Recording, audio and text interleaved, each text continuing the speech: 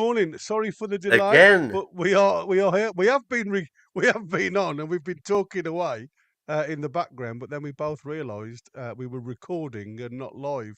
So apologies for all those that have been on, looked at where we are, and then obviously jumped straight back off again. And we're still not anywhere. No, I can't see a thumbnail. I don't know what's happened to the thumbnail. Please help if anybody can tell us if you've got the thumbnail. Listen, if anybody's watching right now, we've got no comments at all in the chat. No, Which give suggests us some idea that we have gone live, because I can see the watches is steadily growing. There you go. Rock the tunes in. rock the tune. So rock Steve the is in. tune is Yeah, managing so to watch. Steve is in. So obviously somebody's following the thumbnail somewhere.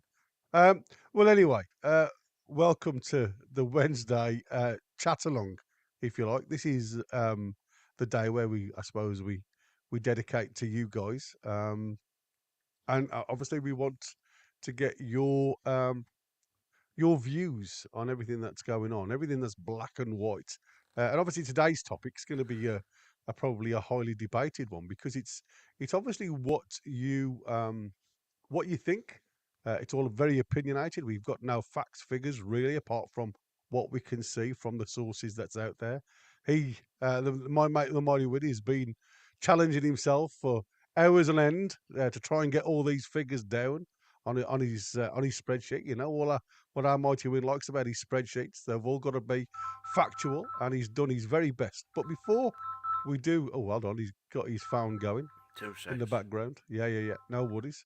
That could be the boss, obviously trying to source and figure out what's going on. So I'm just going to crack on with the housework and very quickly run over just some instructions from where we are. Again, welcome to everybody that's watching across all of the platforms. If you're on X or another, like Facebook or anything like that, then stop, come across onto YouTube, type in NUFC Talk TV, and come and smash the like buttons for us. Welcome to everybody watching across all the platforms. Thanks to all the mods working tirelessly in the background. Don't forget to smash that like button if you enjoy the show. Help us get further to other NUFC supporters. Subscribe, it's totally free. Hit the bell for future content. Obviously, we do 7 days a week. We are having some issues with our new media, but we'll get there. We'll get there. So again, apologies for anybody that's been delayed. If you want to help us and support the channel, help us grow, you can become a member for a small fee. That'll give you a chance to win a prize at the end of each month, as well as behind the scenes members only content. We've also got a web page out there if you want to go and have a look at it, nufctalk.tv, and that's regularly updated by the Mighty Win, especially if you've got a decent source and it's factual. We'll put it in. It's totally ad free. We do it for the love of the club. Like I say, Chris Wynn and DX do a lot of work to that. If you've got a question for either me or Win, then obviously give us a cue in front of that question. We'll do our best to talk about it if it's relevant and it's a topic of conversation. But again, apologies if we don't, because we try and get everybody's mention on the show. This is a show for yourselves as a viewer. But again, if you want to guarantee it, then you can use a $sign. Follow the instructions, and then that'll guarantee your message read out for the public to be aware of. Anybody that wants to become a new member, it will be highlighted to us. And anybody that fancies gifting a membership to any viewer, that will also be highlighted and thanked as we go on. So, and you might just want to turn your mic up a wee bit there, Gary. I'm a bit lower, ma. That's better. Well, there you go. See, that's what I'm saying. Everything I've tried all sorts while we were testing everything in the background. I think I turned myself down a touch so I didn't blast my ears off. Never mind yours. Steve, saying he only got notifications. There was nothing on the schedule. Strengthens the balance sheet. Big question is it needed for daily running business, or is it there to do something transfer-wise? Get into the balance sheet, because this is going to take a while. So I've been beavering away, and we are now going to show Hold on, before you do that, Win, shall we just go into what Craig Hope has been saying? And then that'll set you up while you're doing your thing. Let's just hear what Craig Hope. So I have got his a video of him as well. Um, but this is what he's put down in the paper. Um, Craig Hope feels that it could be a quiet January transfer window for Newcastle United unless sales are made to boost our winter budget. The Daily Mail's man in the North East believes there probably isn't going to be the money in January to spend big, and that quality right winger we've craved for seasons now, adding that Brentford's Brian Mbeumo has admirers at the club but isn't someone we've held discussions with at this point. Of course, the club made big money bids for Mark Gay over the summer, suggesting some money is there.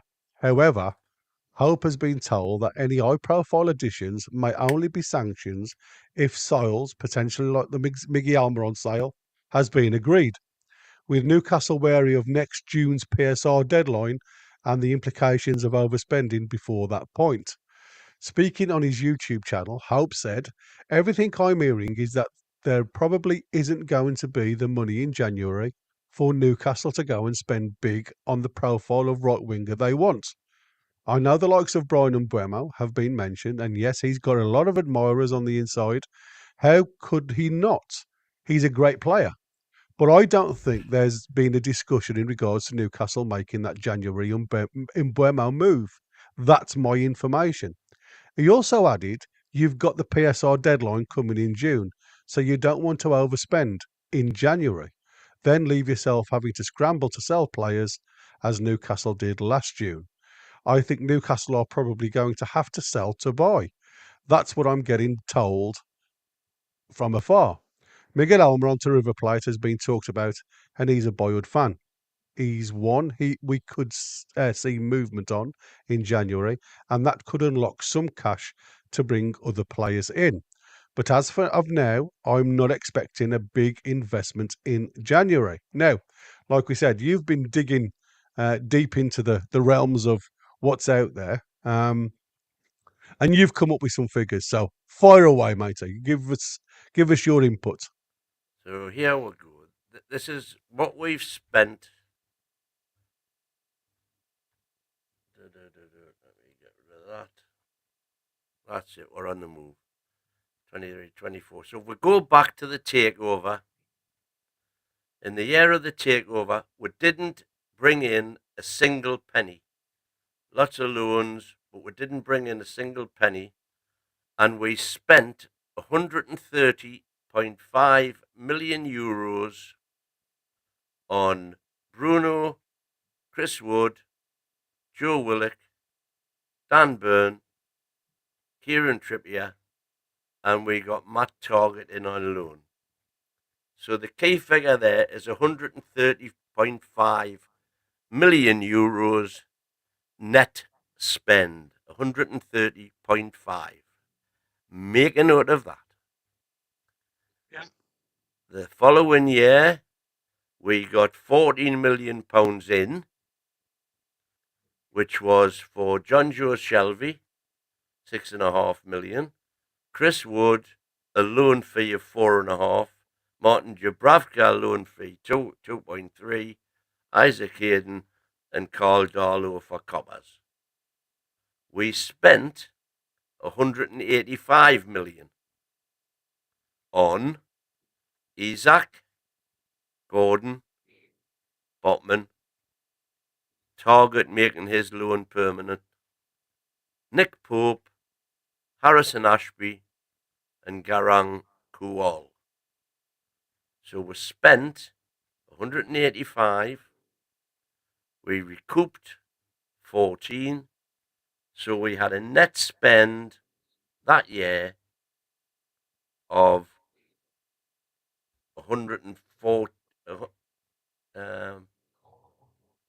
183 out, 14 in 171.29, €185.35 million. The following season, we 22-23, we recouped 44 million from Chris Wood 17 and Alanson Maximum 27, and we spent 148. So that was a net spend of 103 million. 148 minus 44, 44.6. Net spend 103 million pounds. So those are the three figures for those 3 years up to June the 30th, 2024.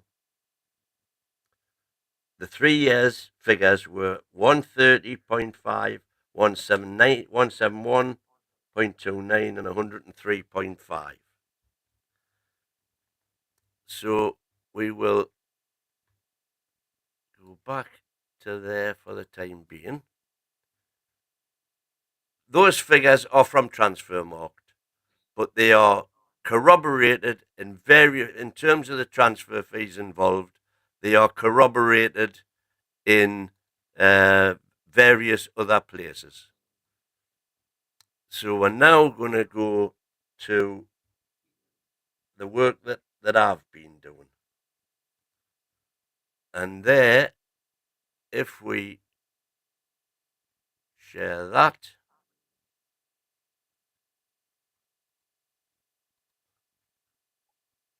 we can go to there, I believe, and there we see it. So those 3 years in question, a net spend of 130 million, 171 million, and 103 million. They are in euros. If you convert the euros into pounds, I've used 1.2, it fluctuates 117, 125, but it goes around about the 1.2 to the pound. So that nets down to 108 million that was spent in 21-22, 142 million 22-23, and 86 million in 23-24. Now, if we work on the average, the nearly all 5-year deals, there are a couple of anomalies which don't affect the overall picture by a ha'porth of tar. 108 million amortised over 5 years is 22 million pounds per year. So in 21-22, that 108 million that was spent only went through the books as 22 million. Similarly, the 22-23 spend went through as 29 million. And 86 divided by 5, 17 million. So 22 million, 29 million, 17 million amortized over 5 years. What that means is the transfers in 21-22 cost us 22 million. In 22-23, it cost us the 29 million that was spent that season, plus the second year of the 22 million that was spent in 21-22. Similarly, 23-24, 17 million pounds in that year, but then we've got the third year of the 22 million, the second year of the 29 million, and that 17 million. So the net transfer spend in 23-24 was 68 million. So they are the three figures, 22, 51, and 68.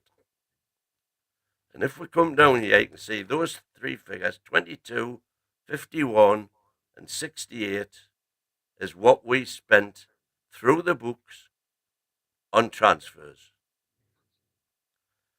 From Capology, we know that the players' salaries for those 3 years in question were 74 million in 21-22, 92 million in 22-23, and 88 million in 23-24. That we know is rising to now 103 million for the 24-25 season. Operational costs, and these are from Swiss Ramble, a very reputable football finance source. I can show you the page if you want. But anyway, the operations costs were 33 million, 40 million, and 45 million respectively. So those three figures, player salaries, operational costs, less and transfers, if you add those together, for 21-22 it was 74 million salaries, 33 operations, 22 million transfers, giving you a subtotal of 129 million. We know from the books that the revenues generated were 180 million in 21-22, 250 million in 22-23, and 300 million. This is from Darren Eales, 300 plus, he said, but I've been very conservative and said 300 million. So if you take away from the revenue those three major costs, 129, 183, and 201 million, you have surpluses for each of those years of 51 million, 67 million, and 99 million. And if you add those together, you get near enough 250 million. However, what is to come out of that as well is something that isn't easily findable, but the only salaries that are included in these equations are the player salaries. Yeah. So on top of all of those, you've got the salaries of everybody else at the club, directors' fees, the coaches' fees, Eddie Howe's fee. All of those salaries are not taken into, everything is taken into consideration apart from the other salaries in the club other than players and agents' fees. If you said that agent fees, let's go stupid and say that 10%. We've paid £400 million, nearest damn it, for players. So you can reckon there'll be probably 40 million gone on agents' fees. Even if you reckon more money on the pen pushers' salaries and the coaches' salaries than the players, which is not the players are the big load. But even if you were to say that the rest of all of the salaries and any other costs you want to bring into the equation equate to that, you could double those, and we are still left with at least £140 million. So, in other words, the 3 years ancillary costs, you might say they are. What we've got there is near enough 250 million that were clear, which is 80. That's equivalent to £80 million a year. Even if you said that the players were 40 million, whatever. I cannot see how that money is not available to spend. And bear in mind, if you spend 100 million, there's only 20 million of it goes through the books. Now, that 20 million, granted, then gets added on to that 68 million for the next, in the year to come, we've got that 68 million amortization to pay. But there's only another 22 going on to that, even if you spend 110 million. Mm-hmm. So, someone please tell me where the floor is in those figures. Well, I think that there's a, like we said, there's a couple of, I suppose, highlighted areas that you can say you've got it wrong or you've got it right. Now, you said we'll take it over 5 years, and we've just been discussing that. Um, there's a lot of new, excuse me, a lot of new contracts that have been done within, well, in the June window, in the summer window. Um, and I'm talking there's a massive increase in Anthony Gordon's tran- uh, Yeah. But contract. these are I know what these you're these are saying, done and but dusted. They go into 24-25 when we've got the Champions League money coming in, the Adidas money coming in. I know what you're saying. But when you said it, you've measured these over this 5 year amortization, right? Yeah. Now, obviously, we've lost 1 year, as in the loss of the expenditure and everything else. We still had this black hole of around about 60 million where we had to sell two players. That was in June, and don't forget we had to. There was, and it's been quoted that there was 6 players up for sale or potentially up for sale during that period. Um, and again, only having we've sold Anderson and we've sold Minte to overstep or overshadow that black hole. So, what has made a difference now in these next 6 months, say up until January, that wasn't there in June? We haven't sold anybody else. We haven't bought any more money in. No, I know no, but you're saying we have. no. But the point was, the money was there in June to buy. I'm not saying it's got nothing to do with the buying side. It's what we've got on the PSR losses side. It's got nothing to do with how much money you've got in the pot. It's how much the club in revenue has lost. That's what we've got to try and find the figure for. Yeah, but we know that at June 24, Yeah, we we had were 70 million down. well, we're effectively 35 million down now, because that took us in order not to exceed the 105 for the rolling 3 year period. We had to sell Anderson and Minty. So we know that as of the 30th of June 2024, Mhm. we were break even in terms of PSR. In fact, what these figures here don't even include is the fact that we can lose another 35 million, because that's the third rolling year. We were bang on square at the 30th of June, and so we've got another 35 million overspent that we can do this year. And I mean, 35 million overspent even per year, if you work it like that, gives you 150 million to spend when amortized. I know what you're. I think it's a big PR exercise, and I think Craig Hope may well be part of it, and good on him for keeping his channels open, You see, for me, so that we don't get taken to the cleaners when we're going to buy players. I mean, you could be right there. I mean, I saw this morning, I'll put it up on the screen here. I hope you can see that, everybody. Can't read it. Well, you probably won't, but I'm on about on the chat. I can see it on my phone screen. It looks big enough. Now, I mean, to be fair, this is immaterial to a degree because I can talk about where it's come from. So, this is the Newcastle owners invest a further £35 million via equity share issue. Oh, yeah. What does it mean for the club?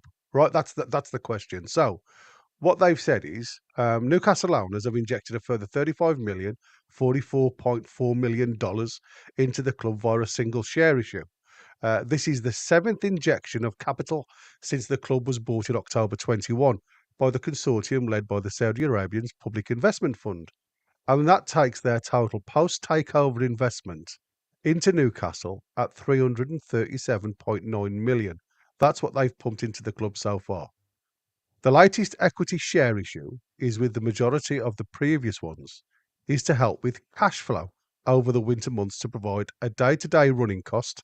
It does not necessarily direct Newcastle's January transfer plans and instead will be to pay wages, maintenance, and to cover other daily expenditure. So this is a different payment altogether from what the ones that you've just been talking to, either via Champions League payments, and so forth and so forth. Then it goes on to say merit payments from the Premier League are paid in a lump sum instalments across the season, and to cover costs during a period when such significant funds are not coming into a monthly basis, Newcastle owners have bought additional shares. Companies typically issue new shares to raise finances for business operations. That means the money does not need to be paid back in way of a lower interest rate or even interest-free loan. Mike Ashley, the previous owner, had used interest-free loans to cover costs rather than share issues and receive 106.9 million as part of the price for the club to ensure those were paid. Company's house documents show that via PZ Newco, which is the company in charge of Newcastle United, one share in the club was purchased in October the 30th for 35 million. The previous cash injections via shares issued were November 21 for 38.5, January 22 for 40, October 22 for 70, February 23 for 57, August 23 for 60, and March 24 for 37.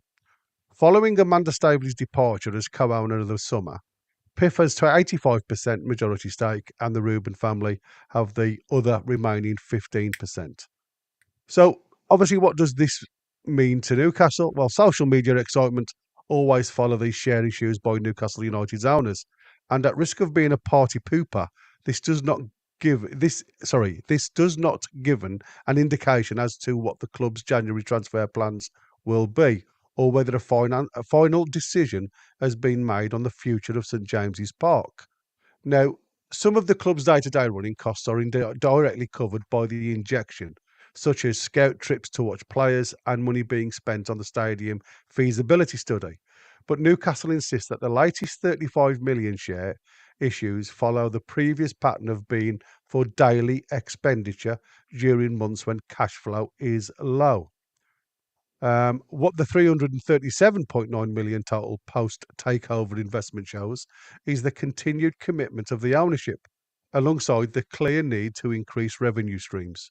Eventually, if Newcastle can generate greater income through commercial deals and repeat qualification for Europe, then the club can become more self-sustaining rather than be reliant on cash injections from ownership. Newcastle may yet sign a right winger, a centre half, or a player for another position come the start of the 25 January window, but the blueprint has yet to be fully determined, and this does not provide any confirmation of what their mid-season plans will be. So, for me, when you've got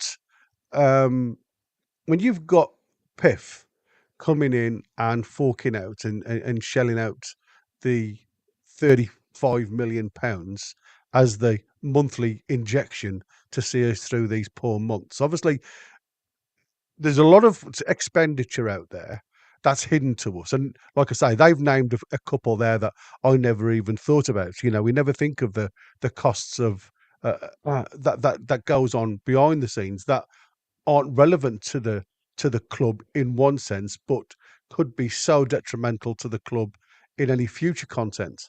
And I talk about the I feasibility. can't see that. I can't see that. You're talking about coppers in I don't think you are though, Win. I don't. You think about how many invest. For sending How people much on do you? scouting trips. What, couple of £100? You think that's what it costs? A couple of £100 to go on a Well, scouting to South America or into Europe. It can run into thousands, mate. It can run into thousands depending on what they're going for and how long they're out there and how many are out there. Let it run into tens of thousands. Yeah, but this comes out. This is what I'm saying. You get 100 of them for 1 million. I know what you're trying to say, but what I'm saying to you, it pales into insignificance. Well, I don't think it does, because when you put all these little insignificances into one pot, it comes out of the day-to-day running of the business. And Yeah, it's obviously. what I'm saying. It's that commercial side of it that we are lacking on. And this is where, I've read another interesting one here that was written by I think. Oh, I beg your pardon. That was the one I've just been talking about. This one was talked about via your mate, Kieran Maguire. Kieran Maguire. Uh, right. So he's looking at it in a different point of view because obviously, I don't know whether you've seen recently that we've seen Talksport talk about the farcical. It's completely farcical. Well, Kieran Maguire has also come on board and said exactly that. And the headlines was Newcastle United learn completely farcical PSR rules. Truth after 135 million Aston Villa move was blocked. Now, when it comes into this, obviously what they've done and what I suppose the middlemen, so non-supporters of both teams, have put a couple of teams within a similar role, and they've obviously paired us up against like the likes of Aston Villa for having decently backed owners, not financially scrutinised regarding the day-to-day running of the club, apart from when it comes to this PSR rule. And this was talked about again. It's it's about how much money you would be if you'd be talking about the 2013 rule when it was determined back then of how much you can spend as a club, which is the 105 rolling over a 3 year period. And what he stated here was the Aston Villa, who have highlighted how the limit should be closer to 143 million, based on the Bank of England's guidance on inflation. So they were obviously plied into in when they were having these meetings, saying that we should be working on the Bank of England's guidance on inflation. And that failed in a bid to raise the permitted losses to only to 135 million. The Premier League annual general meeting that was last summer. Now, again, this is where the cartel steps in, and this is, like I say, this is where I think a lot of the issues are. So, Billy Hogan, he's the CEO of Liverpool. He was speaking out for a number of rival owners when he said, "We didn't see the sense in making that change." Before the executive added that the clubs should be run sustainably, not losing money. And that's all that these guys keep talking about. It's about the loss of money. And then it goes on to Kieran Maguire says, it is worth noting, of course, that Liverpool have the capacity to spend more on transfer fees and wages than clubs like Newcastle and Aston Villa because of the Reds' far superior revenues. These regulations are restricting such upwardly mobile sides. Even if Newcastle and Aston Villa have managed to disrupt the established order by qualifying for Champions League in 23 and 24, Maguire said the rules are completely farcical in their current guise. I do have sympathy for those clubs who have been acquired since 2013 and whose owners have not been allowed to spend as much money as their predecessors, he told The Price of Football. But then you have to go back to why these rules were introduced. I maintain the rules were introduced to create financial sustainability, certainly not to create profitability, because it doesn't exist. But to prevent the Big Six becoming a Big Seven or a Big Eight, that's what we have at present. If the 105 limit had been index linked in the line of revenue, Premier League football clubs would today be able to spend 249 million. If the fan of Everton and Nottingham Forest, you would be going, how much would we be inducted if the terms on them points? The answer would be a fat zero. Also, it would allow clubs like Aston Villa and Newcastle to invest more. It's very clear from the pronouncements from their owners that they could have done that. If the limit had been increased by the Premier League wages, it would have gone up from 105 to 230 million, which is broadly the same figure.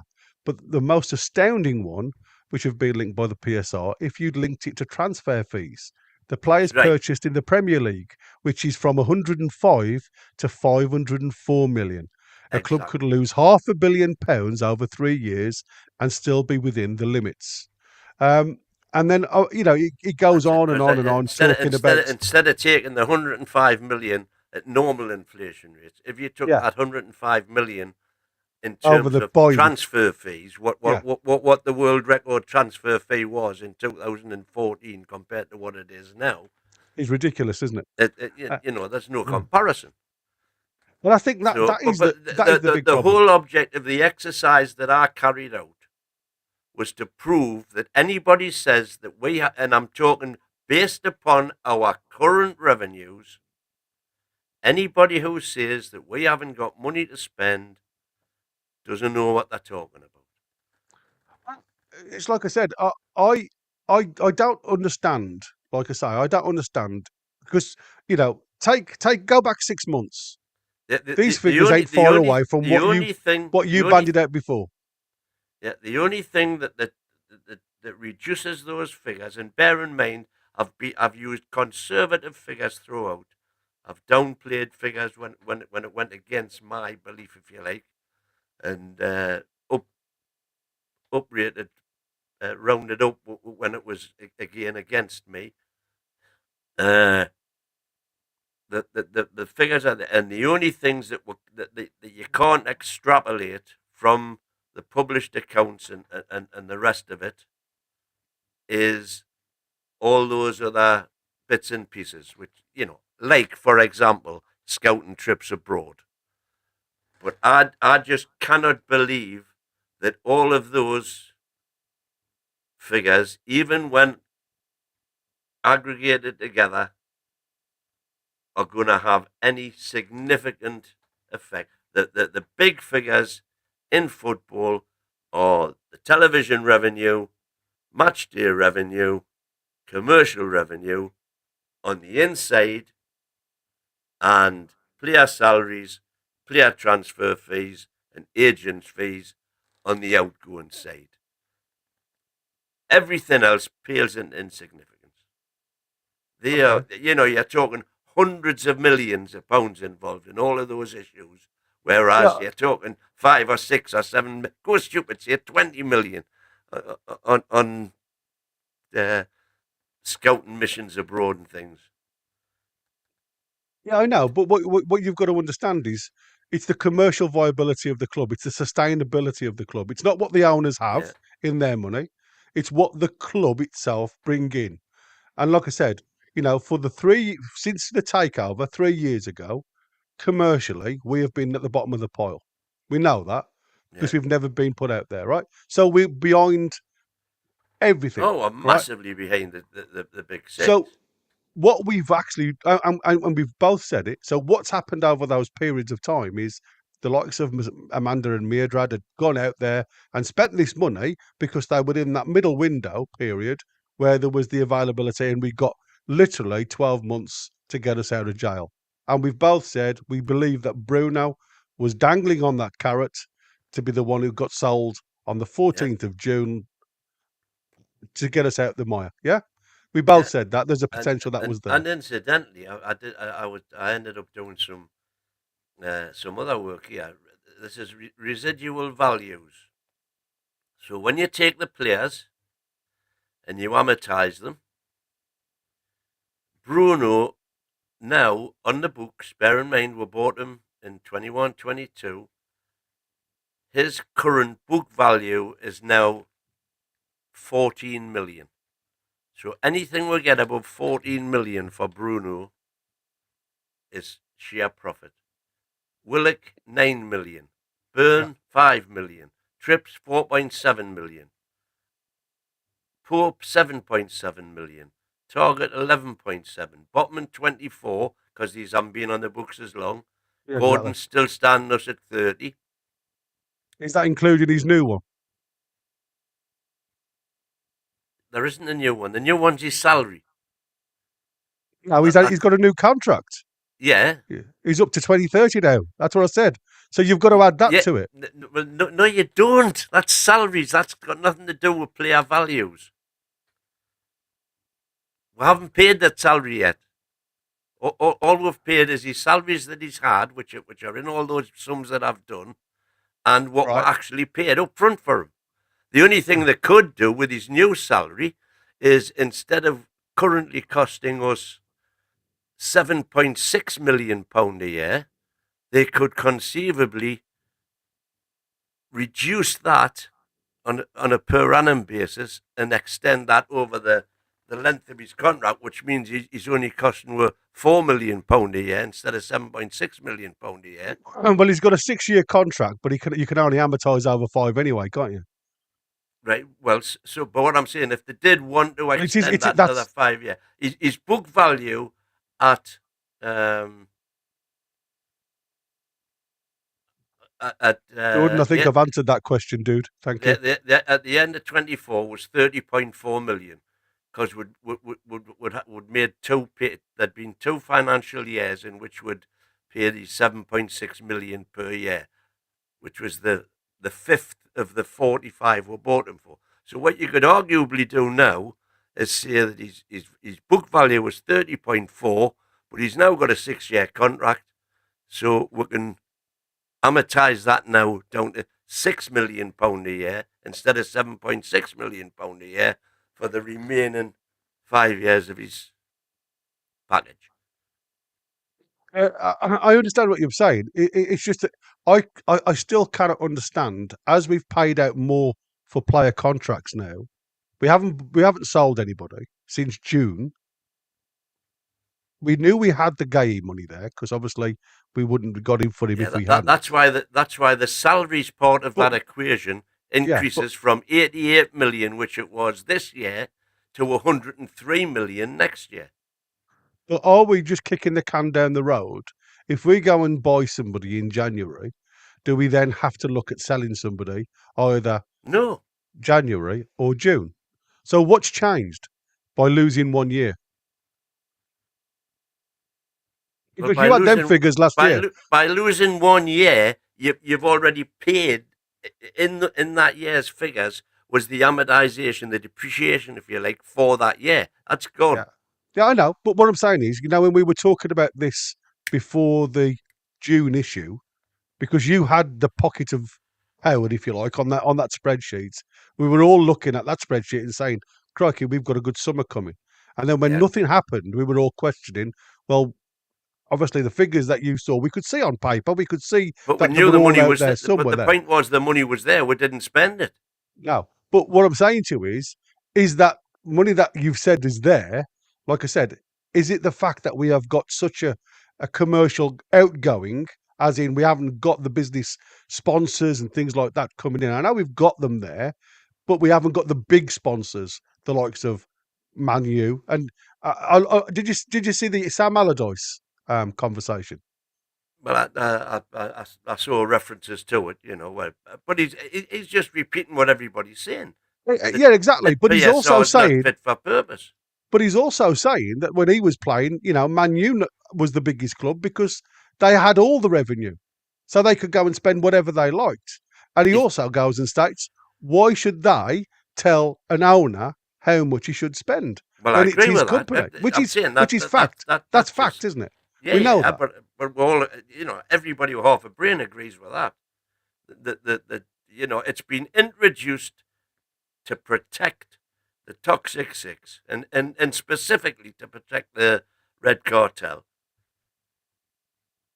It's too late for them now to stop Chelsea and Man City getting on board.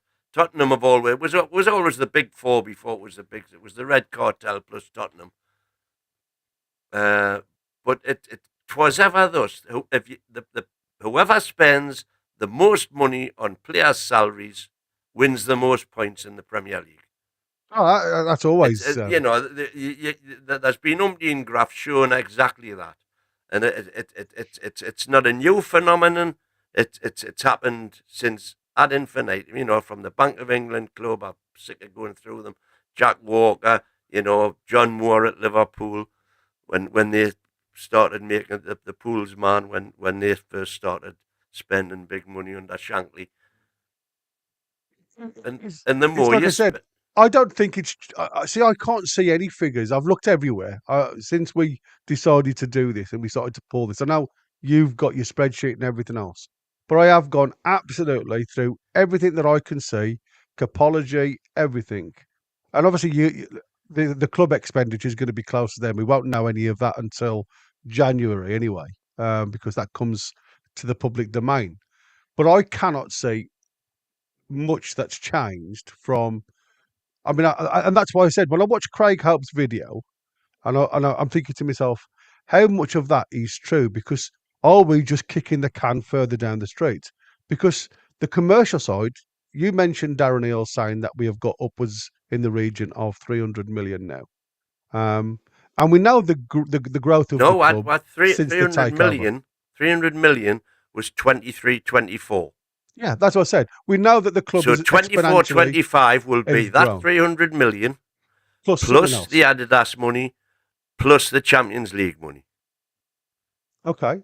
But again, like I said to you in the green room, I'm sure Craig Hope, in one of his previous videos, has already said the Champions League money is gone. There is no Champions League money. Because that's given to you in May, apparently, of the following year. So for me, even though it's in this year, if that was given to us in May, then why were we still £70 million in the mire in June? Well, the Champions League money, believe it or not, was only 39 million. Yeah, exactly. I mean, it was pittance compared to what we were, but it obviously gave us a bit of a platform. So again, you've got to look at it for what it is. I haven't seen a massive change commercially anywhere else to make us any more viable in the PSR ceiling. And that's my question: is where do we get the difference between what we couldn't spend in June in the summer market to now, where we're coming up to Yeah, January? but the point is, we could spend in June. Oh, we couldn't because the PSR ceiling just wasn't there. That's No, why we had no. to sell Well, two not players. in June, from the 1st of July. So Yeah, yeah, yeah. start on the 1st of July.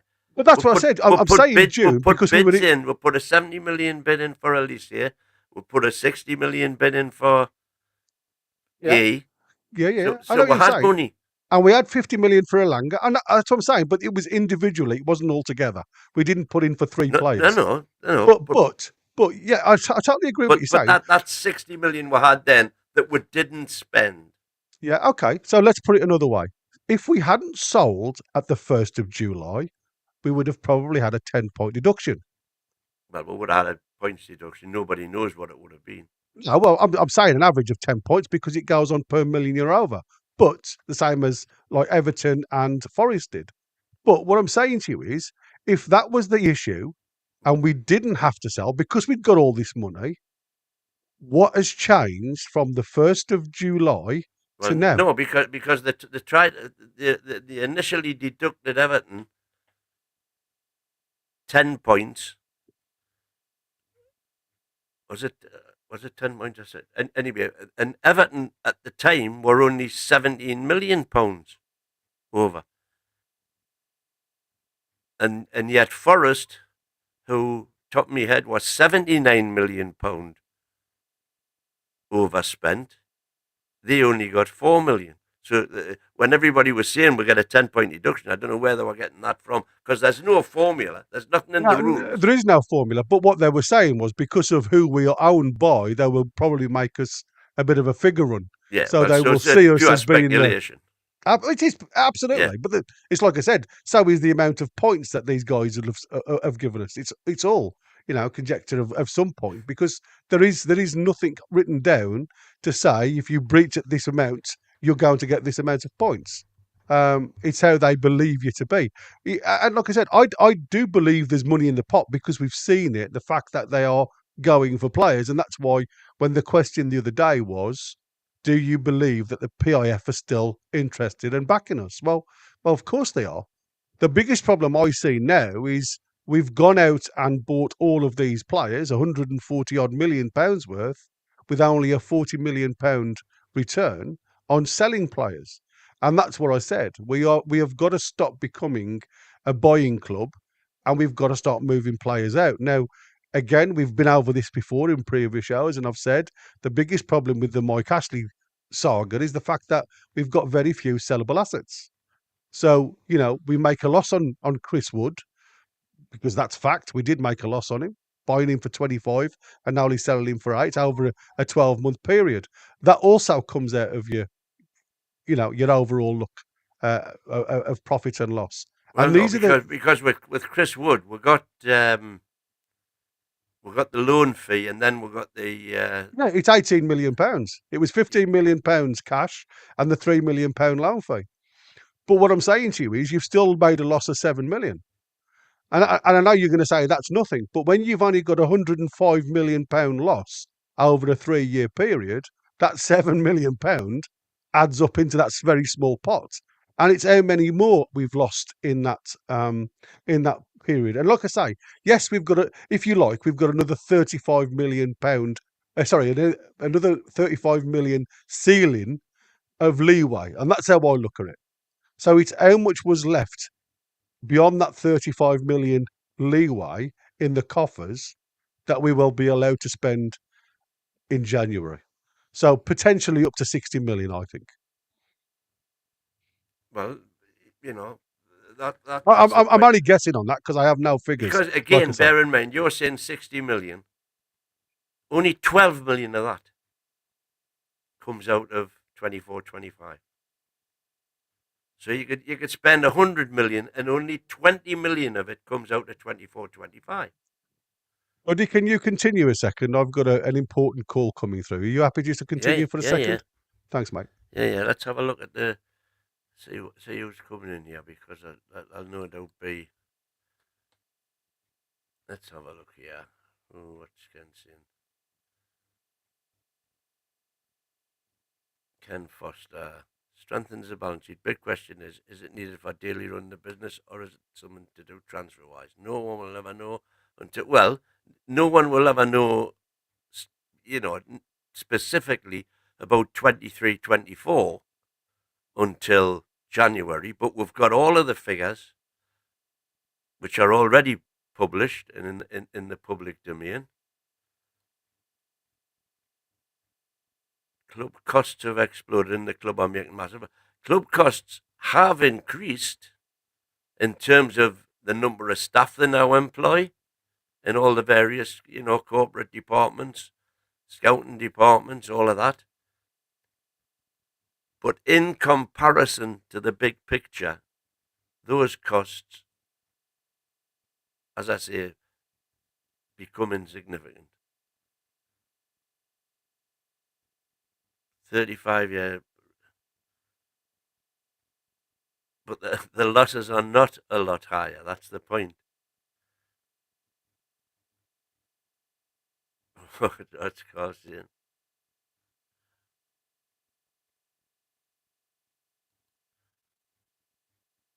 Yeah, name maths teacher. Well, I'm pretty good at doing sums. More relevant is the turnover figures, i.e. the losses for those years, and the 70 million black hole filled by Anderson. And you're missing the point.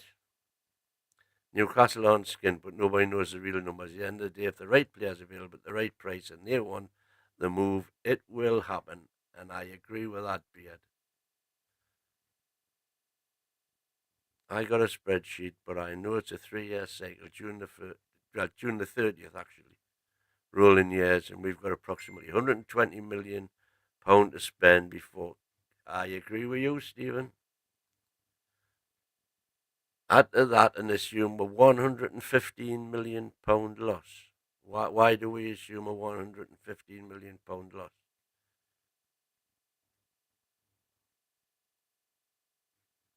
Beard, where you been? Yeah, Beard, we've been missing your predictions. In fact, let's have a look at this. How are you, folks? We've got 200 and odd watching, and we've only got 36 likes. Smash the likes, man. Smash the likes. Are these figures for PSR or the full training ground, youth and women's teams, etc.? Well, the first thing is that that could well be the training ground, youth and the women's team, etc. That could well be where they've needed the money, because they've done like £10 million worth of work at the training ground. But that doesn't affect PSR. Any infrastructure work doesn't come out of PSR. But you still need money to do it, so that could account Well, Wyn Wyden was saying all the new players on 5-year deal, 105 million every 3 years, so your calculations are off, in my opinion. Well, tell me where they're off. We did sign all the new players on 5-year deals, with the one exception of Anthony Gordon. His was 3.5 years because he signed in the January, and which is why they're now making moves to put him on. Well, they've done the moves on the 6-year deal. Lee McFarlane, hello Lee. We all know there's plenty of money, they just can't use it all. Yeah, but what I'm arguing is that they can use it all and still comply with the current regulations. Are you forgetting the owner has the right to inject money to cover that debt under Prem Rule 35 million? Yeah, well, it's a rolling 35 million, so at any one time. But we know for a fact at the 30th of June this year, we had complied fully. So that gives us another 35 million this year that we're allowed to overspend. 35 million amortized over 5 years is 175 million. So even with just what we're allowed to lose, you can do that, albeit it affects future windows. So to a degree, you're kicking the can down the road. Michael NUFC, no one has any idea apart from the club. It's not for us trying to try and work something out we don't have a clue about. Might as well piss in a hairdryer. Well, I disagree completely with that, because anybody can look at all the published figures, which the club, whether they like it or not, have to publish accurate, auditable figures that have to pass muster with all the tax authorities and everybody else. And trust me, the tax authorities don't let anything go under the radar. So the figures are all there for anyone who has a mind to take. But bear in mind, it took me 5 hours to get all the stuff together that I've used to put those figures together. And again, we have little room to manoeuvre. It was panic stations in July. It was panic stations in July purely because of the 400 million that was spent getting us clear of relegation and into the Champions League. We've done the catch-up bit now. Now we just need to progress. Geordie Dan, anyone heading to the fan event at the Stack tonight? I didn't know there was a fan event at the Stack tonight, Dan. But I will be quizzing tonight, as is my wont on a Wednesday. But certainly, what is the fan event, Geordie Dan? Let me know. It means going to buy a new player, Gary. They did this before Gordon was signed. Yeah, and I'm sure it's the narrative coming from the club. We've gotten out. So that they don't have their pants taken down when they go looking for players and they're quoted stupid figures.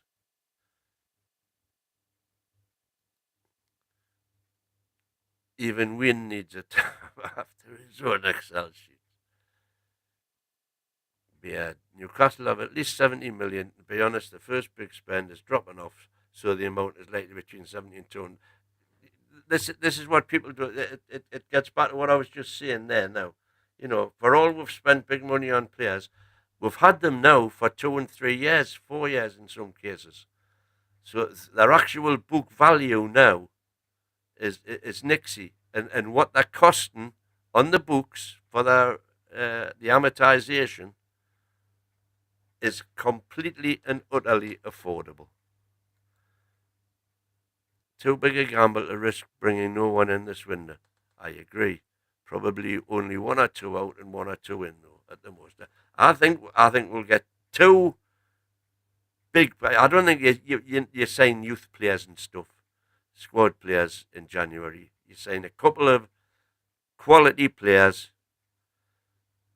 and let's go stupid. Say you spend 120 million on 2 £60 million players, or 70, 50, whatever, if you spend 120 million, there's only 24 million of that comes out of this year's money. And we're all expecting the big new sponsorship deals, the ground, the training ground, training kit to be done once the new rules are established. Question: Gary has Newcastle has the extra. Well, I don't think he's. Well, I haven't seen anything to say he's actually been hired yet. But his name's at the top of the list. Vinay Ham. Miggy and Trippier will be gone. Wages are the restrictions at the transfer fee. Well, Miggy's on 80 and Trippier's on 120. Alan Thompson, we all know we are skint. Just be happy Christmas is coming. You never know, Santa might have a pleasant surprise. Well, I'm like Santa Claus. I only come once a year, and when I do, I put it in your stocking. It's only commercials that can make the difference. APT is another critical milestone. If that fails to move significantly, we are set for very long growth. Well, yeah, I do agree with that. But I don't think it can't hold up, man. It can't hold up the scrutiny, the current regulations. No business views 35 million is nothing. The world's worst business wouldn't even ignore that. Stick Ice, hello Stick Ice, haven't seen you before. Headaches of increasing the stadium capacity. Fans who want them to spend more money as soon as possible. PIF will think about continue its investment. Good luck, lads. Well, as I say, if we don't spend money in January, one of the possible reasons for that happening is because PIF are becoming fed up with having their hands tied and not being able to do what they want, and might well lose interest. The other possible reason is that they haven't got faith in Eddie Howe to spend the money. The only point is, can you break even over a 3-year period, including what we need to do to challenge? Clearly we can't. I think clearly we can. I think we've got a squad now that's just about there. Our Lord and Master, do you know how much money I will be spending to go to Newcastle in January? Lord have mercy, when I need your sources, mate.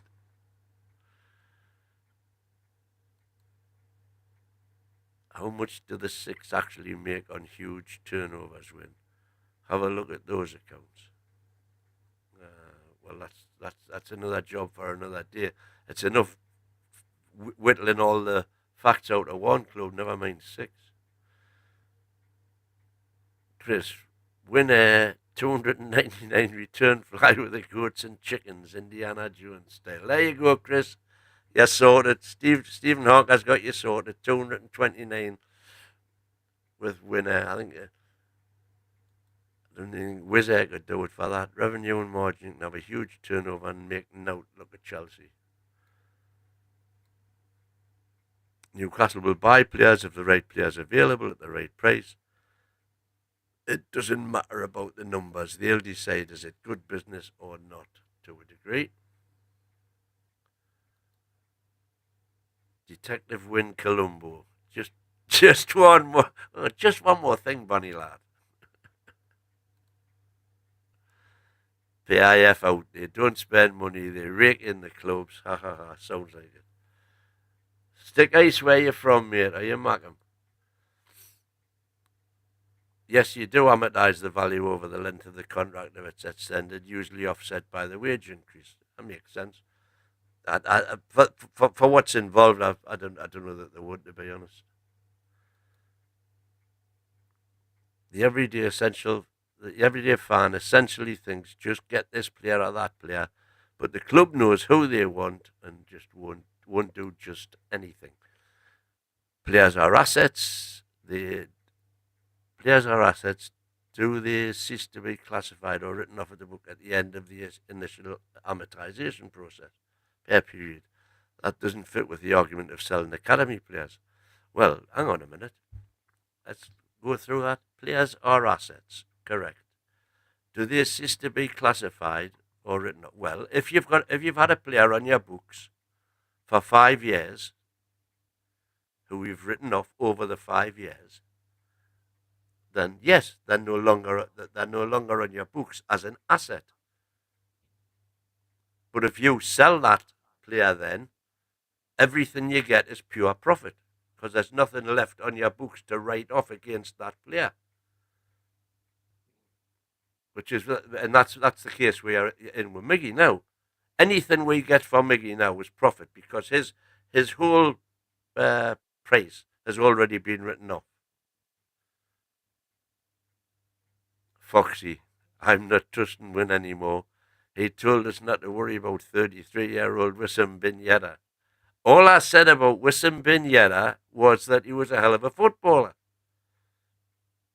And at the time I spoke about him, he had been found not guilty of the charges of which he was accused. The other thing people need to realise is the current FFP system is soon to be replaced with a squad cost ratio, making matters worse. Now, you say I disagree. I think it'll make matters a lot better because the current, they're calling it anchoring, and what they are proposing is that you're allowed to spend on players and agents fees a multiple. They haven't come up with a multiple yet. Talk is of 4.5 times whatever the bottom club in the Premiership gets for TV revenue, which is currently just over 100 million. So it would mean no club can spend more than 4.5 times that figure in that particular year. In the next year following the year that figure was determined with the television money. So it would obviously go up the following year, etc., etc., etc. Matt Thompson, are you waiting to get in with something, Gary, by any chance? No. I want you to No. carry on doing that because while Yeah. I've been on the phone, No probs. everybody No probs. watching. I was I've got one of my first tests tomorrow, and that was them just making sure I was ready for it. Right. How many players' contracts are up at the season's end? Surely that money is added to the pot. Well, only if Well, they if well, you let them go. But then it's if the you losses. It's the if you incurred losses if from that. if you let them go, you're throwing an asset away, which is why we've got the debate going on right now. With should you give Share another deal? Should you give who's on the list now? Share. Help me out, somebody. 25. On the contracts. Who's up in the summer? I had a list somewhere. Well, we've got quite a few. Let's just bring it up. The players coming up to the end of their contract. There's quite a few on there. You just keep doing the thing, and I'll Yeah. whack the. Biggest rip off is Matt Target, 100k a week, being out 18 months. Yeah, but we could be glad of him shortly. Don't want to be burning Lewis Hall out. Selling players is important as buying with PSR in mind. Indeed it is. There's no doubt about the situation. The question is, what can anyone do about it? Otherwise, we might as well go to the game. NDC, forget about this. Don't understand that. Jonathan Joe. This is information overload. The fact that we've got the best in the business, hopefully stretching out the finances as best they can. The rules will have to change because it's so obvious that the rules are not fit for purpose. I assume he was going to go on and say there. In actual fact, what we could do is, I'll tell you what. Let's put them up on the screen, ready to go. Right. Because Craig I Hope is have. always doom and gloom. We've definitely got money. We bid 70 for Gay and Alicia and will not have counted in January funds. I speculate around 120 in January. Yeah, well, that's round about. I'm definitely over 100. Only Clear hope is a poisonous. I disagree completely with that comment. When you are right, until the recent future, Man City are way behind Man United in players' wages, but that's the failure of Man United. And there you go. There's the current figures that are out there regarding this is transfer market. So we've got Sean Longstaff, Callum Wilson, Fabian Schär, Jamal Lascelles, Emil Kraft, Martin Dubravka, Mark Gillespie, and John Ruddy. All really. How many of them would you say are of value? Obviously, Emil Kraft, Martin Dubravka at a push, um, Sean Callum, Longstaff, Fabian Shaw. I mean, seriously, like I said, if you Callum look for at the me, amount of money, but Callum would have to sign a contract for me, which was, fit to play. You get paid it. If you're not fit to play, you don't. it would only get a contract per game for me. Yeah. Obviously, and I know for a fact he'd probably say no to that, but that would be like I say. There's quite a few on there that I wouldn't renew a contract personally, and I suppose you could say to yourself, well, you're shooting yourself in the head by doing that because you're allowing players come January to go out there and speak to obviously opposing teams and walk for free. Can we see the likes of Mark Gillespie and John Ruddy getting an extra contract? Well, we all know Mark Gillespie seems to be the T-boy, so he's definitely got a chance of getting a renewal because he's been walking and skating this thin ice for so many years now. I can't see anything change in that order.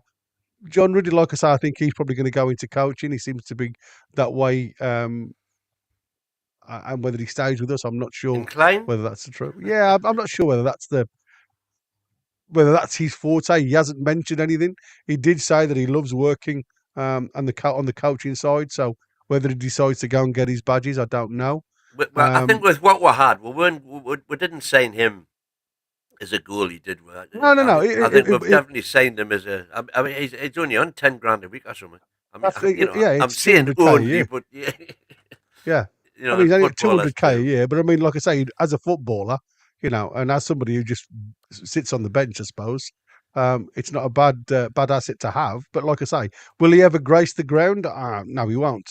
But potentially, like I say, if you look, I mean, go to the likes of Sean Longstaff at the top. Now, obviously, this is going to be, split. Probably, well, it's not even split. It's probably going to be a Split three-quarter. decision. Like, I probably don't even think it's going to be that. I think it's going to be 25% for and the rest against.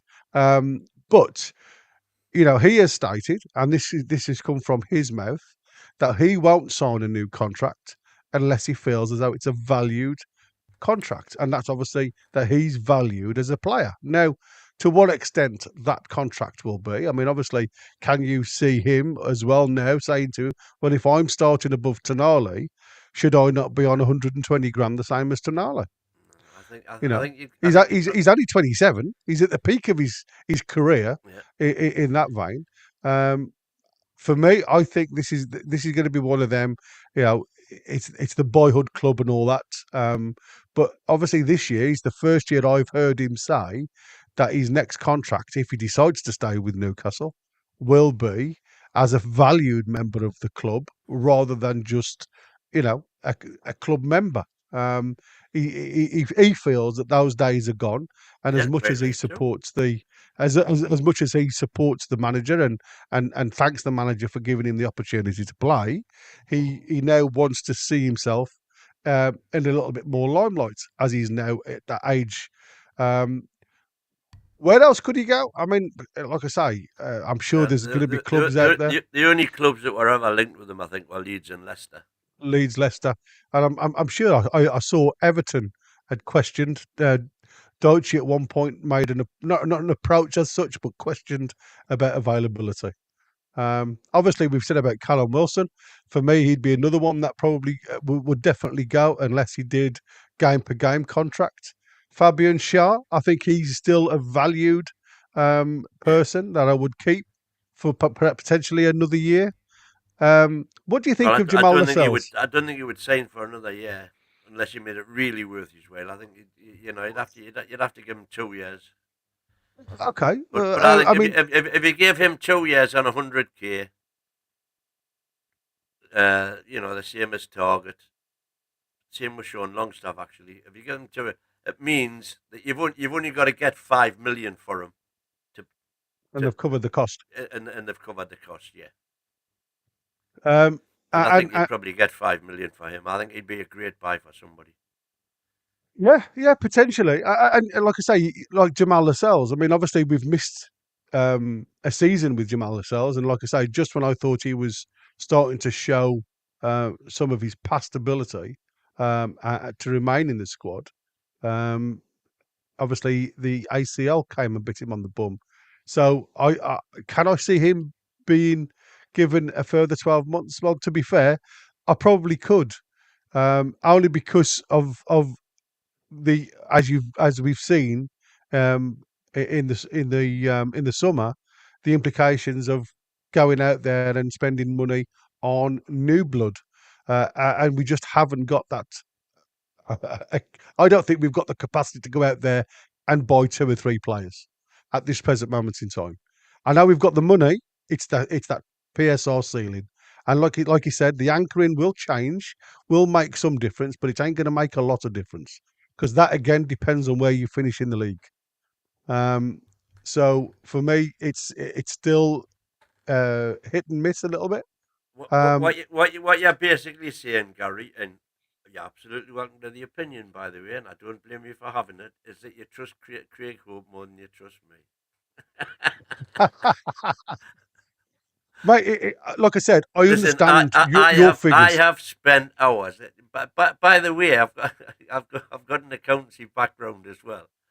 Yeah. Listen, You, I have you got know, nothing to do with your figures. I have you know, no problem with what you've written down on your spreadsheet. I think the thing that I always and I've said to you this in the past, it's those hidden expenditures that we don't see. And it's not just the stuff like you know yeah.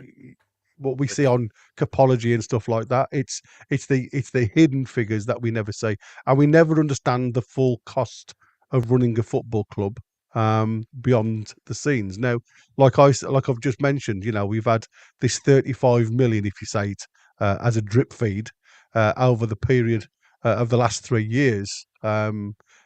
Sometimes extra 35 million or just above to try and keep afloat of that ceiling to keep some money coming into the coffers from the shareholders. So we've had that money coming in. I understand that money's there, but like I said, we just never see the amount of money it costs to run the club on a day-to-day basis, which has got to come off all of these figures. And that to me, like I say, well, it's not about what money we've had. I've got in my figures there. I had 33 million, 40 million, and 45 million respectively, Yeah, and yeah, they are from Swiss Ramble yeah, yeah. Like I directly. said, I have no issues with what you've got there. But it's like I said, it's the you know, for me, the biggest one that takes your money, we don't always look at, is the agents' fees.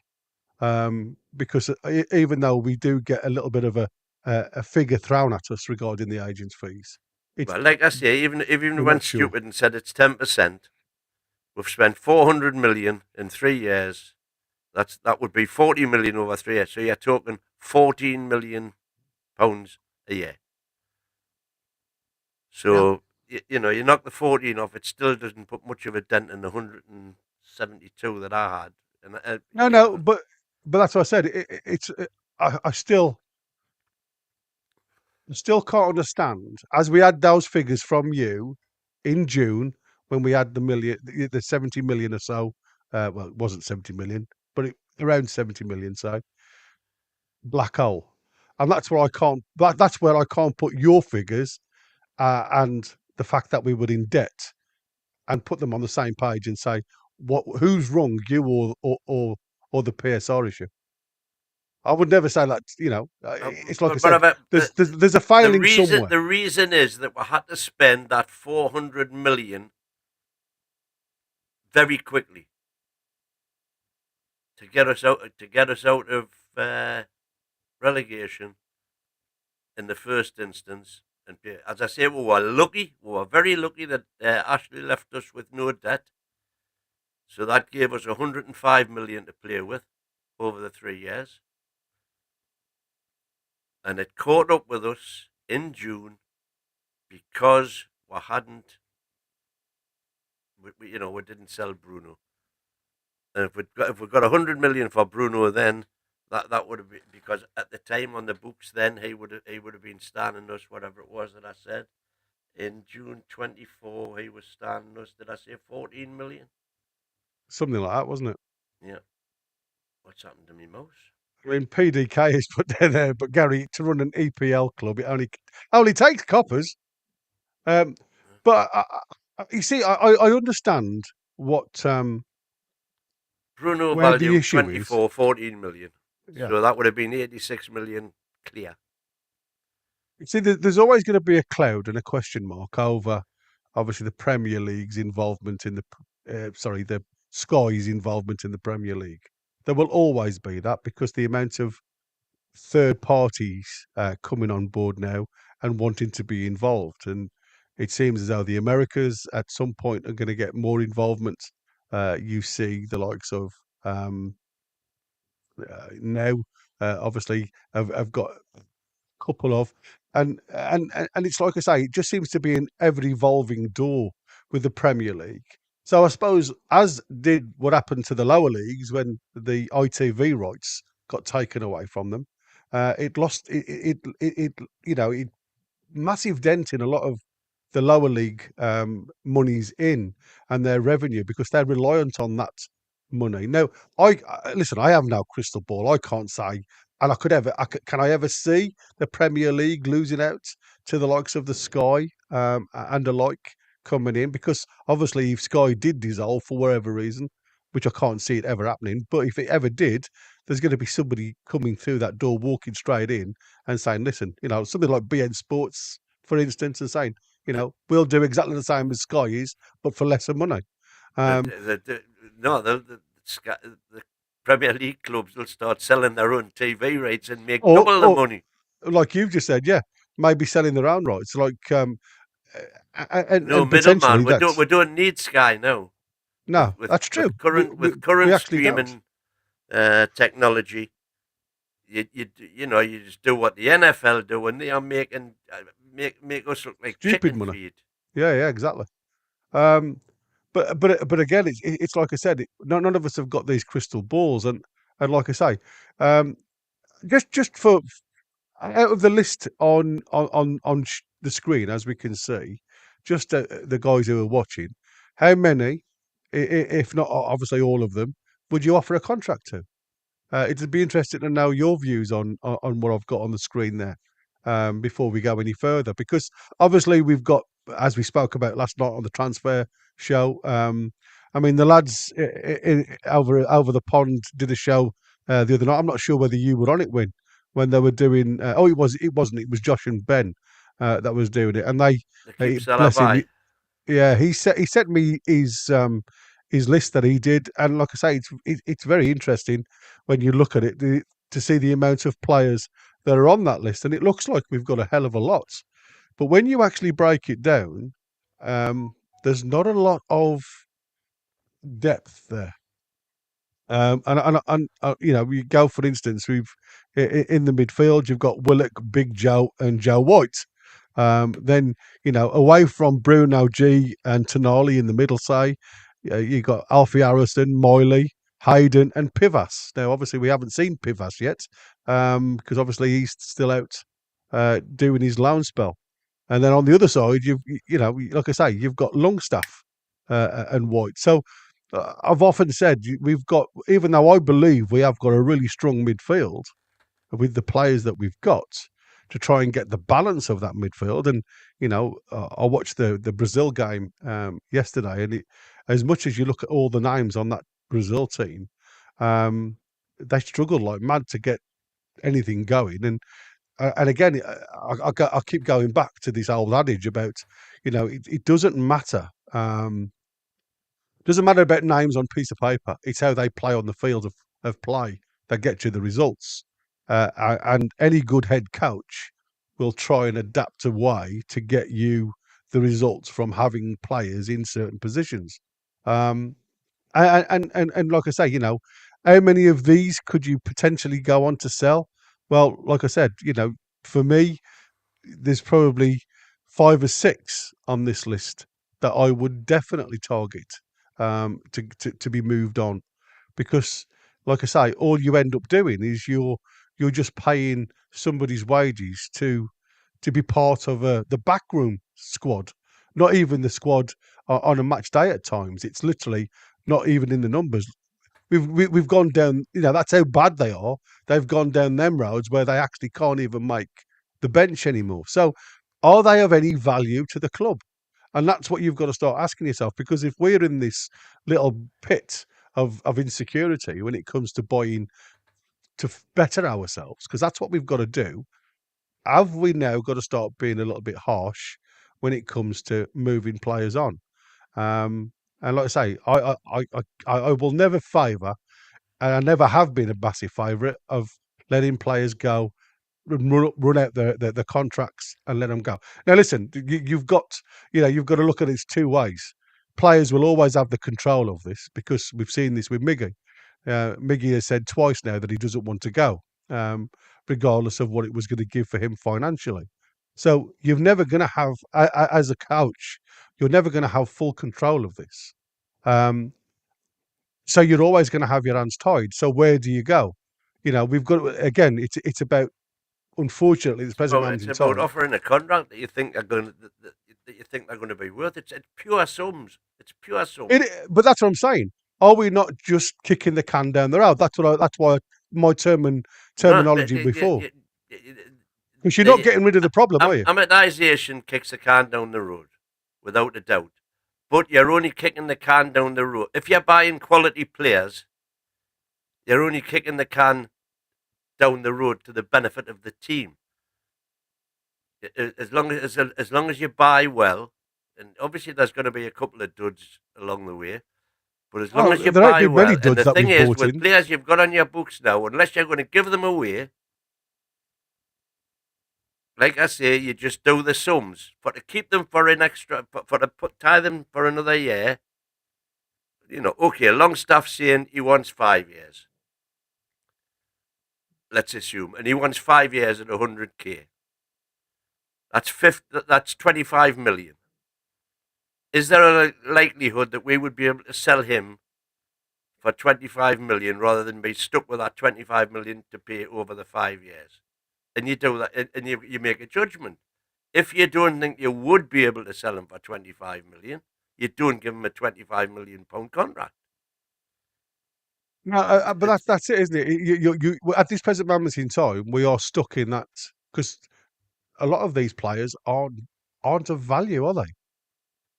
They're not going to bring you in the monies that you need to go forth and say, right, we can go and spend this on 2 or 3 players. That's what I'm saying. which is why I wouldn't sell Callum Wilson for £10 million, because you're not going to get a player of his calibre, albeit when fit, we know, for 10 million player. Interesting here for Keys. Teams selling their own TV rights would not benefit us. Man U, Liverpool, etc. would benefit greatly. Right. So here's the thing. Newcastle United, I am constantly being told that me saying that we wouldn't sell an 80,000 seater stadium out every week is bollocks. That would do it easily because we've got whatever it is, 40,000. That's another. Actually, I'm going to make a note of that. Members. We've got 40,000 members. Got a waiting list, a season ticket waiting list of 35 million, whatever. Add that to the 52 million we get every week. You're going to sell it out, no problem at all. Right. Well, if we have got that, let's say we've got 100,000 avid Newcastle supporters. Every one of those supporters would pay Newcastle, let's say, 200 quid a year for to be guaranteed to be able to watch every single match home and away. So you've got 100,000, 200, it's 200 million, which is double what we currently get from Sky. Now, yes, you're right. Man U and Liverpool worldwide and everything, they have bigger fan bases than we do, certainly. And they would get more, and quite right that they should. If they can sell their tickets for more, go ahead and do it. But everybody would benefit. Everybody, because even the smallest club in the Prem, their fans are equally as avid as we are. There might not be as many of them, but they're equally as avid. And even the likes of Ipswich, if they only had, I don't know, go stupid, say they've got 50 million avid fans, they would be getting 50 million too. So they'd be still getting their 100 million a year from the rights that they were selling, and I think they would get more. And I'm using £200 a year. It would be more than £200 a year. It'd be probably 50 quid a month or something, so £600 a year. We would definitely, the Premier League are missing a trick. I mean, they're tied into this for 5 years now anyway, but I'm pretty sure by the time that contract comes to a close, they will have done their sums and they will be talking about kicking Sky out the door, and they'll sell domestically. It'll be up to the clubs to sell their tickets. And they're still getting all of the international money from being from SABC, NBS, USA Today, the whole shebang. Mm. I mean, So, it is interesting. It is interesting to well, it's an interesting, thing that you're bringing up, but because, like I say, I don't think it'll ever happen in my lifetime, though. oh, Um, I think it will. I think do it'll you? happen. I think it'll happen before. It'll be in place before this current Sky deal expires. How long has that got? Because they've just But done a new four one, haven't years they? to for this. It's in its. So it's got It's in 3 years after 3 years. this. Yeah, that's right. Yeah, it's another 3 years, and that's what I'm saying.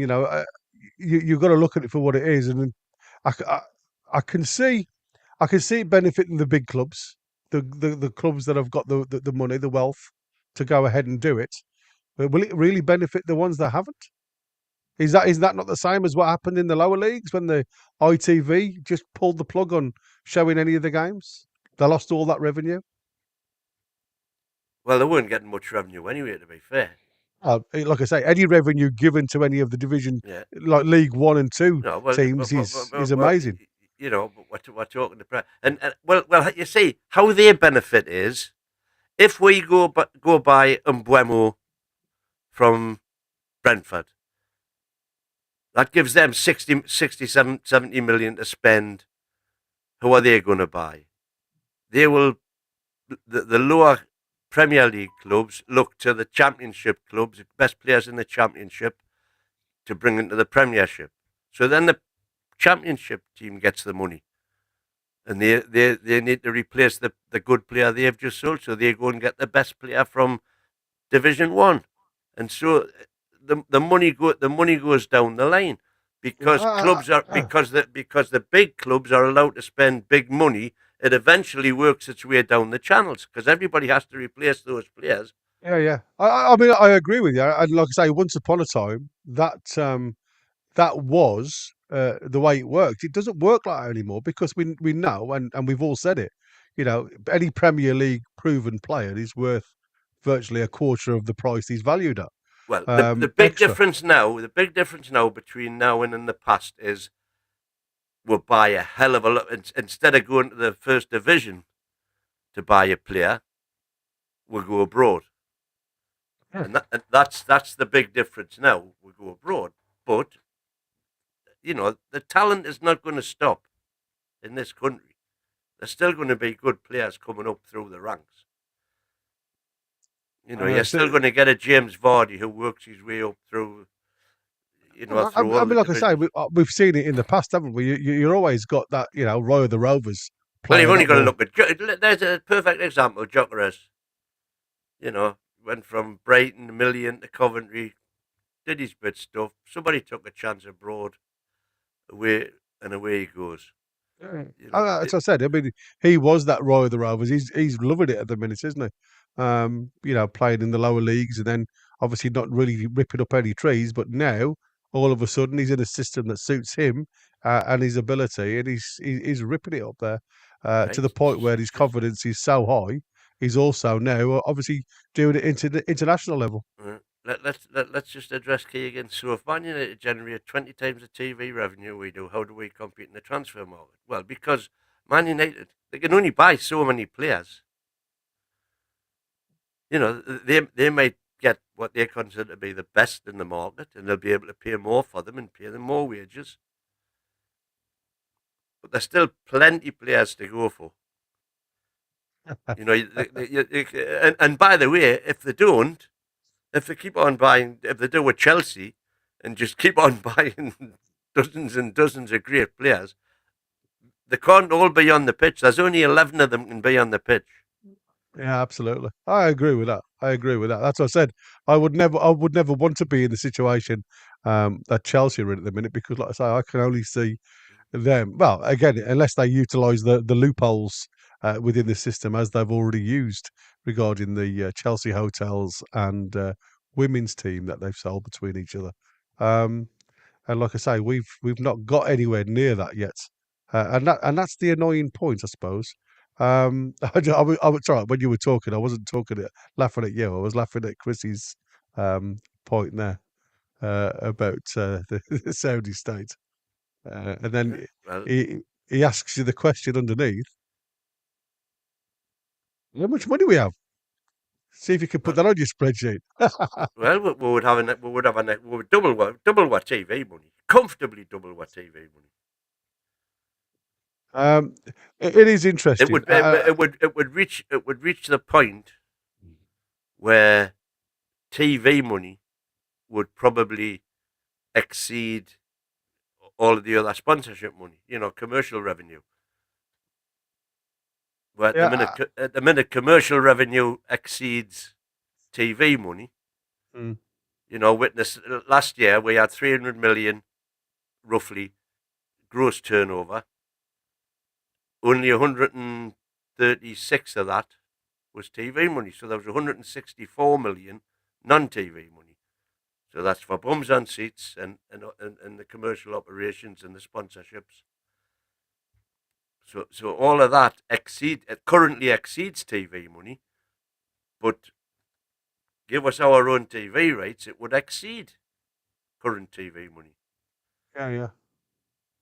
So I was just looking, and I've just looked at the time and everything else, and it is one of those subjects. I suppose we will never really know until January who was right. Does Mighty Wins spreadsheet be? But well, it's there for it's been up there. It's We've there. got It's VAR. there. We've got VAR. We can have a look at it in January. We'll process it against exactly when it comes to the public views, and all you people that are knocking. If he is close, you got to give the lad credit. What we're going to do, we are going to leave. I'll run the. I'm just going to have a quick look to make sure we are lined up, and the fact that I'm going to get because I've had this on hold for so long. Yeah, there you go. What we'll do then, we'll throw this across. So we're gonna put obviously what Craig said in his video, and then just see what you take of this. Likely to pedal. The January is a difficult month line when we go into the new year transfer window. Now, January is a difficult month, but it's difficult for different reasons. Now, the historical idea of January being hard to trade was that it was halfway through a season, teams didn't want to sell and you had to pay inflated fees. That's not really the case anymore. It's difficult because you've got the PSR deadline coming in June and you don't want to overspend and then leave yourself having to scramble to sell players, as Newcastle did last June, even though they hadn't bought anybody in January. But the point I make is January can actually be a good month. It can be an easy month if you've got money to spend and if you identify clubs who need to sell. Look at Newcastle with Everton and Anthony Gordon. Wow, when you reflect on that deal now, £40 million for Anthony Gordon in a January window, that's the sort of deal that is out there if you can identify the team who needs it and the player who wants to leave. And that's what Newcastle did with Gordon. So if they pedal the January is difficult line, it's because they probably haven't got scope to spend and they don't want to leave themselves in a situation like they had last June where they're scrambling to sell players. If there is a little bit of headroom, January, if you're clever, Mark, can actually be a good month. Now, there you go. So it wasn't all doom and gloom from Craig, but like I say, I think he does make a valid point, if I'm honest. And He that's quite what I was. often makes valid points, despite It's like I despite said, you just have popular to be belief. clever. Yeah, I just don't. The way and again, it's like it's got no disbelief about your figures. It's no disbelief about what Craig Hope's saying. I just think it just makes a little bit of sense. Again, not to kick the can down the road type of situation where you're now. I didn't realise that there The was only 6 worry about players. kicking the can down the road is if you aren't confident that you're going to get increased sponsorship, increased commercial revenue, Yeah, or that I mean PIF are going to. that's not changed, has it? Because like I said, you were saying about the 40 million from the Adidas. Yeah. Now, again, I said when I looked at And I think that'll Stefan increase. Borson's, yeah, absolutely. But what we get out of that, as in that's a gross figure. When you take out all of the cost from them and everything else, we end up with around about 27 million 27 in million revenue, plus what we sell in our own above and outlets. beyond. Yeah, exactly, above and beyond the figures that they've speculated, and then that's where the next, And obviously. Adidas have already realised that they've landed a plum target because they can't cope with demand.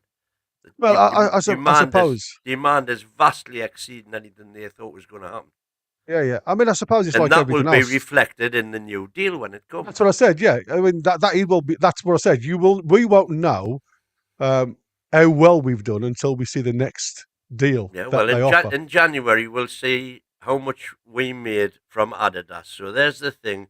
You're saying that Stefan Borson reckoned 20, The figure's around £27 million is what would come out clear profits. and I'm saying 40 million. So Yeah, when the figures come out in January, let's see we'll who's see how nearer the close we mark. are. Anyway, enough on this. Guys, again, thanks ever so much for viewing. I think, like I say, an hour and 45 minutes talking about PSR and will we or won't we will always be evident at some point. And I think it's like I say, again, just a couple of things before we go. The loop that you can see on the latest news, that's not us putting anything in there. So again, we just want to clear this up. We're not ITKs. That is just a link from a news channel that's running at the bottom there, and it just keeps going. And again, it keeps the screen looking a little bit fresh and different. So that's what that is. It's got nothing to do with us. Secondly, I'd like to say thank you to this man for the amount of hours that he's put in doing these figures. He gets shot at by a lot of people a lot of the times because a lot of it is it is out there. Like I say, you've only got to go and have a look at yourself, Copology and everything else. If you don't believe it, We're gonna come across this just to finish with on a football note instead of on go on then. a money note. This is from the other 14. Can I make that a bit bigger here? Can you see all that? Mhm. And this is so far this season. How many shots, how many goals against the expected goals? And you can see that we are sitting nicely in 5th place. Bournemouth and Brentford have just had weird seasons, as we know. Brentford have scored the most and had the most scored against them. The most scored against, yeah, it's crazy, isn't it? But even Villa. I think that's what you do. That was very similar to our season last year. We were great going forward, but we were also conceding so many ourselves, and it was like you couldn't balance it up. And it seems as though at the start of this season we went too shy going forward, and hence it just became a very tough game to watch. So it's for me, like I say, it's nice to see us getting a foothold, and like obviously we are. It's obviously not over the weekend. The next game's Monday evening. But I just wanted to say to people, just while we're here, don't forget your predictions. If you're involved in the prediction We've got to scores, wait please because start it's a getting them Monday, in. but and that Yeah, yeah. includes you, Beard, by the way. If you, you had your little thing in there before saying you're always pessimistic, and anything else is a bonus, which is not a bad way to go on. Yeah. So, like I say, there's still lots to do this week. Still, obviously, lots of shows coming up. Won't have a show this evening, but obviously, we'll be back on tomorrow. And we'll talk about all things Newcastle again. But again, from myself and this lad, I want to thank everybody for getting involved. Everybody in the chat. Again, without your consent, again, Hit the we likes, always say folks. Hit the likes. it is a channel for the public, and we like your involvement. So, with you being there, just giving us your impetus does give us refreshment and obviously things to talk about away from what we've got lined up. So that's always nice to have. And again, it's that time of day, So it's goodbye from him, and it's a goodbye from him. I'll see and you it's on the next away one. the lads. The lassies and bairns. Oh, I was just going to say, there was a comment from DX yesterday, just before we go any further, and I know this is probably not going to appeal to you or a lot of people, and I did put it up in our chat about one of our girls being able to get into the under 23 team. DX has asked yesterday, had we got any lionesses playing in the side, and obviously what we had were we'd got a player who was an ex-lioness that had come down, but we hadn't got any future or anything in the squad to say that we got a chance of going into the lionesses. Well, this morning I saw that Alicia Body had received her first under 23 call up for the game against Norway and Sweden. So well done to Alicia Body for potentially becoming And I forgot that next level. I just wrote down before when I was on about the members, when I was talking about the potential TV revenue.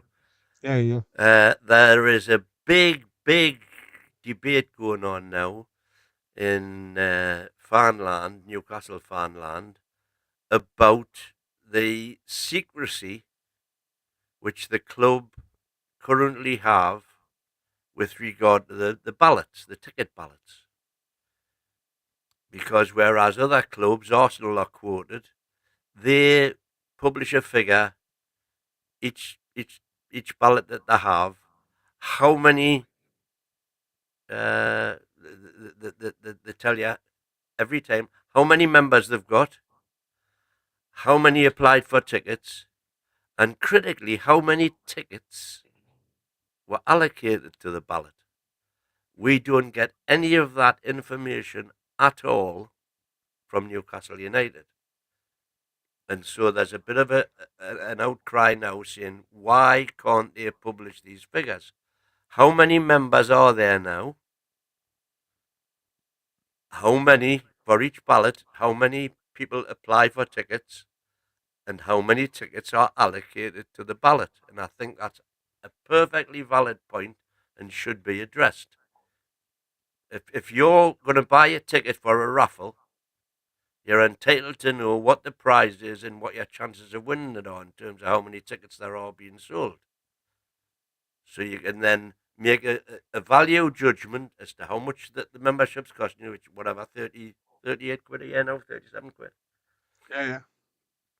And if you're applying for every ticket, how many tickets for each game are actually being allocated to a thing? And that also rolls down into return tickets, because if for whatever reason you're a season ticket holder and you can't make the game, you can return the ticket to the club for it to dispose of, which it was generally assumed would mean that it was going to be included as a ticket available for ballot. But apparently that may not be the case. There's word leaked out that, that selling them for corporate and they're selling them to third-party ticket sites and so on and so forth. And then when it comes to that game time, this is what that lad was saying. He was a season ticket holder. He said there's seats next to me all the time that are unsold. and it just makes, for me, makes my blood boil to think that there's potential. Yeah, I mean, don't get me wrong, and I think this is, you said this the other day. We were talking about expanding the ground, and I know we're probably going off what we were originally talking about, but just for the next couple of minutes. And if there's one seat empty, according to Darren Eales's way of thinking, then obviously we've not commercially The done it model right. fails. Yeah, exactly. So have we not failed now? Well, no, because the demand is there. The seats are still The empty. fact that there's empty seats, that could be. And that's my point. You will always, because they've had the money for them seats from these third party people, but while they're expecting these third party companies, the same company or one of the Only, hang companies on, that's that I only used. that's only if the club are selling them to third party sites, which. It could be. It could be fans selling them to third party. Yeah, well, that's out of order. That completely. Yeah. Because obviously my seat that I went I know. to the Tottenham game was from a lady who obviously had bought that seat and for whatever reason couldn't make the game. And like I say, I'm sure there's justified circumstances where people have got think things. there should be openness. There should be clarity.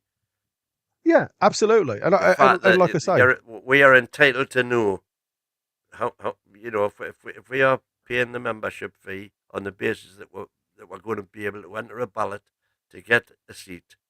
Yeah. What's the odds of that happening? Well, I've showed you the numbers from it's more the big games. Well, I even saw like I say, the Leicester game. There was 7,000 in the ballots, just looking for how many seats are empty, and there ain't many. That's it, and we don't know how many. We don't know how many were in. That's the thing. Yeah, exactly. But there's 7,000 in the queue, but we don't know how many seats that 7,000 will feed. Yeah, but so that's the question. If you went to the queue near number 7,000, and you knew then that there was only 150 tickets available, chances are you wouldn't hang about. Well, apparently, according to form, it's not the first person in the queue that gets the tickets. That's why it's called the ballot. You go into a tombola and they pull the ticket, the name out of the hat. That's what I was told. Oh, right. Well, it's not the amount of time or put it this way, we should be officially notified as to how that all happens and what the parameters are. Connor's just become a member. Congratulations, Connor. I didn't see that come up. No, it didn't flash on the screen, but I've just seen it come up on the chat. Usually it flashes on our screen, but it didn't for some unknown reason. Oh, what's this? Jopadoni. What's Jopadoni? Win lives the 3 Jopadoni just became a member. Joppa's just become a member as well. Congratulations. Yeah, well done. Thanks, Joppa.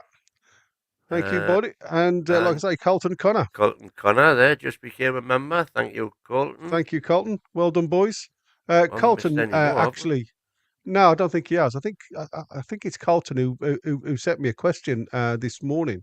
And he's I've replied to him saying I will ask the boys for next Wednesday. So again, what we're going to try and do, guys, is because it's in the middle of the week, it's very difficult to talk about. It's probably going to be different this week with us having a Monday show. There's probably going to be a lot of talk about the football happening. But like I say, on a Wednesday night, then obviously when we have our shows. So I was thinking about having this Wednesday daytime shot with me, Win, and you as the fan base, if you like, is if you've got a subject for us to go away and look at for our Wednesday daytime chat, then please get in touch. Connor's already done so, and he said, could you do a show on how much people think each player is worth in value in the squad and how much realistically we would get? So maybe we can go away and potentially look at that for next Wednesday. Think about that, yeah. Chris is just saying there that Connor and Jopadoni can now enjoy the full back catalogue of shows on demand. Yeah, you can indeed. So yeah, that goes to anybody else that's out there in viewerland. If you guys have got any suggestions, then you can either get in touch with Chris via the email that's linked underneath us, or just drop us a line in here. And then what we can do is obviously come on that. Or if you're in the fan forum, drop us a line in the fan forum and ask us directly in there. We will do our best to please you all. But again, And Our so, latest mama saying Chris does a good Geordie, Geordie accent, which is proper jobber. proper jobber. I can't fault you, man. Right then, so let's do it. It's a goodbye from him. That's a goodbye from him. See you on the next one. Ta-da. Ta-da.